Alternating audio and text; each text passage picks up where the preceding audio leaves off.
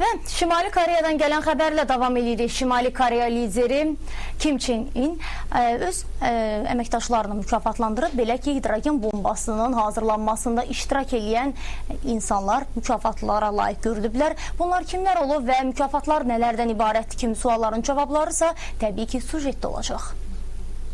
억제에 주력하고 있습니다. 한미는 또 Nüvə silahının sınağı Şimali Koreyanın gücünü təsdiq edən ABŞ və onun müttəfiqlərini qorxuya salan bir addımdır. Şimali Koreya rəhbəri Kim Chen In Pxenyanda keçirilən rəsmi mərasimdə belə bir bəyanat verib.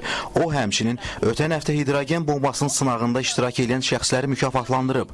Şimali Koreya Dövlət Televiziyasının məlumatına görə ölkə rəhbəri nüvə silahının yaradılmasında əməyi olan mühəndisləri, alimləri və işçiləri təltif edib. Şimali Koreya ötən həftənin ortalarında hidrogen bombasının sınaqdan keçirildiyini elan etmiş, bununla əlaqədar Cənubi Koreya və digər dövlətlər fövqəladə iclaslar keçirmişdi.